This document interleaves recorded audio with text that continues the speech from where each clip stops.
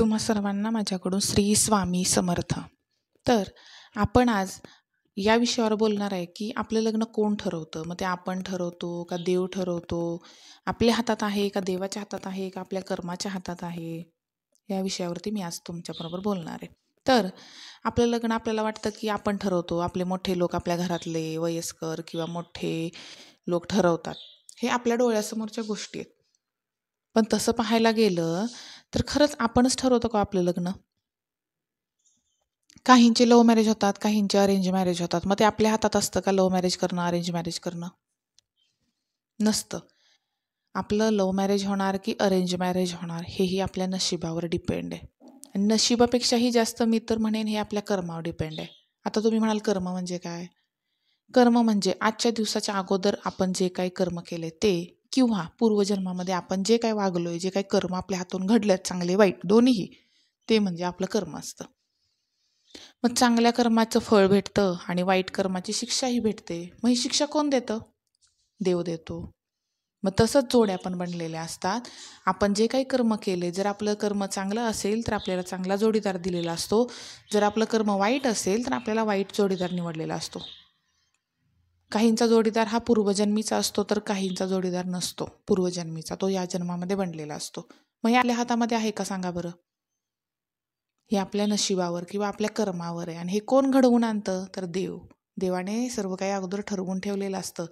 आपलं लग्न कोणाबरोबर होणार, तिथं आपल्याला जर त्रास होणार असेल तर तो आपल्याच कर्माचे भोग असतात. तो त्या माणसाने दिलेला त्रास नसतो. आपण म्हणतो माझ्या नवऱ्याने मला त्रास दिला, सासूने दिला, नाही.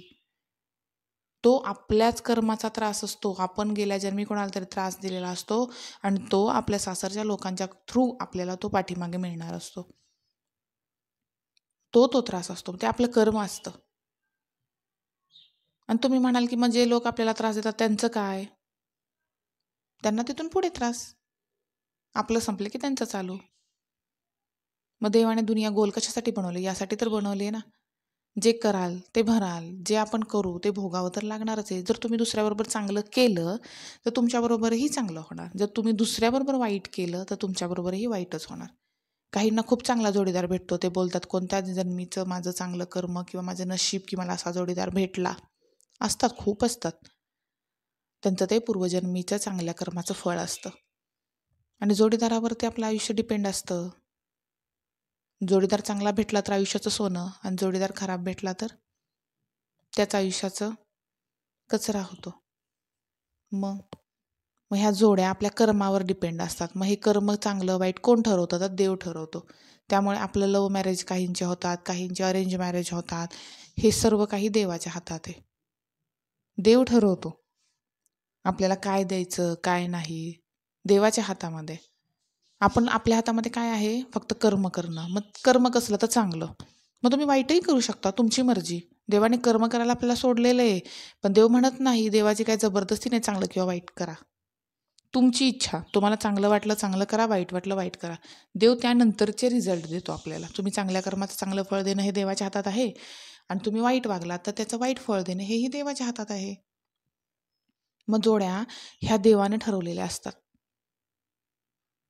काहींचं पूर्वजन्मीचं कर्म फार चांगलं असतं, खूप चांगला जोडीदार भेटतो. काही लोक बोलतात आम्ही म्हणजे नाही का की लग्न आम्ही ठरवलं. चांगलं झालं की खूप लोक येतात पाहुण्यापाईमध्ये, पण आम्ही ठरवलं, आम्ही केलं, आम्ही पुढे झालो म्हणून झालं. तुमचं काही नसतं.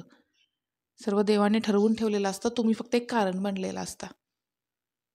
जोड्या या विधिलिखित असतात. जन्म, मृत्यू आणि आपलं कोणाबरोबर लग्न होणार ह्या गोष्टी ह्या देवाच्या हातात असतात. आपल्याला कधी जन्म भेटावा, कधी आपण जन्माला यायचं हे देव ठरवतो. आपण कोणत्या दिवशी मरणार हेही देव ठरवतो. आणि आपलं लग्न कोणाबरोबर होणार तेही देवच ठरवतो. त्यामुळे जरी कोणाचं लग्न आपल्या मनाविरुद्ध झालं, पण ठीक आहे जोडीदार चांगला आहे पण मला ह्याच्याशी नव्हतं करायचं, असं जरी असेल ना, तर तुम्ही त्याच्याबरोबर आनंदी राहा. कारण तुम्ही नाही निवडलेलं त्याला, तुमच्यासाठी देवाने निवडले. म्हणजे काहीतरी कारण असणार. काहींचं खूप वेळ जणांचं असं होतं की मनाविरुद्ध लग्न केलं जातं, करायचं एकाबरोबर असतं, दुसऱ्याबरोबर केलं जातं, पण खूप चांगला संसार होतो, खूप चांगलं नशीब बनतं, खूप चांगली प्रगती होते. मग प्रत्येक वेळेला असं समजायचं नाही मला याच्याबरोबर करायचं होतं, नाही. आपल्या जोड्या देव बनवतो. मग आपण मोठा आहे का देव मोठा आहे? आजचा दिवस आपल्याला दिसतो, पुढचे दिवस देवाला दिसतात. काय माहीत आपल्या काहींचं नशीब इतकं चांगलं असतं आणि त्यांनी निवडलेली व्यक्ती वाईट असते, चुकीची असते. मग देवाला आज त्रास देऊन ती व्यक्ती लांब करावी लागते आणि भविष्यात चांगलं होण्यासाठी एखादी नवीन व्यक्ती आणावी लागते. त्यामुळे काही लोक चिडतात की मला याच्याशी करायचं नव्हतं म्हणून रागवून, रुसून, फुगून बसतात. नका बसू. जोड्या देव बनवतो आणि जर देवाने तुमच्यासाठी काही दिलं असेल असं काही नवीन, तर तुम्ही एवढाच विचार करा की देवाने जे केले ते काहीतरी आपल्या चांगल्यासाठी असणार आहे. देव आपल्या वाईटासाठी कधीच कोणती गोष्ट करत नाही. खूप लोक तसे राग धरून बसतात की मला याच्याशी करायचं नव्हतं, हिच्याशी करायचं नव्हतं, मला दुसरीकडे करायचं होतं, किंवा हे मला पसंत नव्हतं, घरचे बोलले म्हणून मी केलं. ते आपल्यासाठी देवाने ठरवून ठेवलेलं होतं म्हणून झालं. आता तुम्ही म्हणाल की काहींची लग्न मोडतातही, त्यांचं काय? तर त्या जोड्या ह्या आयुष्यभरासाठी लिहिलेल्याच नसतात. ते पूर्वजन्मीचे कर्म भोगण्यासाठी त्या जोड्या जोडून दिलेल्या असतात. तिथे त्रास दिला जातो, भोगला जातो, एकीकडून दिला जातो, दुसरीकडून भोगला जातो. त्यानंतर त्या जोड्या तुटतात. हे लग्न म्हणजे ते लग्न नसतंच. ते आपल्या केलेल्या वाईट कर्माचं दिलेलं देवाने एक शिक्षा असते. ही भोगा आणि त्यानंतर तुम्हाला मग दुसरा देव चांगला पार्टनर देतो, तो खरा पार्टनर असो जो आयुष्यभरासाठी तुम्हाला पुरतो. खूप लोक बोलतील की ज्या जोड्या जुळतात आणि तुटतात त्यांचं काय? त्या जोड्या जुळवून ठेवलेल्याच नसतात देवाने. लग्न म्हणून आयुष्यभराचा जोडीदार म्हणून ठेवलेल्याच नसतात. जिथं लग्न मोडतात ना, त्या जोड्या आपल्या पूर्वजन्मीच्या कर्माचं वाईट फळ म्हणून ते आपल्यासाठी दिलेले असतात आपल्याला. तिथं आपल्याला भोगावे लागतात आणि त्यानंतर आपलं पुढं जावं लागतं. आणि त्यानंतर जो पार्टनर भेटतो, ज्याच्याबरोबर आपण संसार करतो, मग चांगला असो वाईट असो, ज्याच्याबरोबर आयुष्यभर आपण राहतो ना, ते आपल्या कर्माचं खरं फळ असतं. ते आपल्याला देवाने दिलेलं एक फळ असतं, आयुष्यभरासाठी दिलेला तो जोडीदार असतो. मग खूप जणांना तो चांगला भेटतो, काहींना नाही भेटत.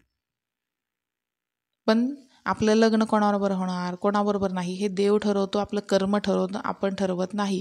त्यामुळे एखाद्याला चांगला जर साथीदार भेटला पण मनाविरुद्ध असेल, तर तुम्ही एक विचार करा की तो देवाने दिलाय, म्हणजे काहीतरी विचार करून दिलाय. त्यामागे तुम्ही वाईट विचार किंवा वाईट गोष्ट पकडू नका की का असं केलं देवाने माझ्याबरोबर. खूप लोक देवाला दोष देतात, टीका करतात की का असं केलं. पण थोडे दिवस पहा तरी, ते आयुष्य जगून पहा, पुढं काय होतंय. पुढं गेल्यानंतर तुम्हाला नक्की 100% वाटतं, हां, यासाठी तर देवाने हे सगळं घडवून आणलं, चांगलं होण्यासाठी.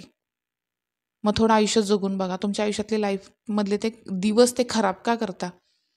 काहींना लग्न झाल्यानंतर 10 वर्ष तिरस्कार खूप असतात. 10 वर्ष तिरस्कार करतात आणि त्यानंतर खूप चांगलं झालं म्हणतात. 10 वर्ष का वाया घालवले मग तुम्ही? तर सर्वांनी लक्षात ठेवा, जोड्या हा देव बनवतो, आपण नाही बनवत. त्यामुळे जो जोडीदार भेटेल त्याच्याबरोबर खुश राहा, आनंदी राहा. तुम्हाला जर माझा व्हिडिओ आवडला असेल तर लाईक करा. इतर कोणाला शेअर करावा वाटला तर नक्की शेअर करा. कोणाच्या माहितीसाठी योग्य असेल, कोणासाठी तर तो योग्य असेल तर नक्की त्याला शेअर करा. तुम्हाला कमेंट करायच्या असतील या व्हिडिओवरती करा, किंवा तुम्हाला आणखीन कोणत्या विषयावर मी बोलावं असं वाटत असेल तर प्लीज कमेंटमधून तो विषय मला सांगा. आणि चॅनलला सबस्क्राईब करा, म्हणजे असेच येणारे व्हिडिओ तुम्हाला नोटिफिकेशनद्वारा समजत राहतील. तर तुम्हा सर्वांना माझ्याकडून श्री स्वामी समर्थ.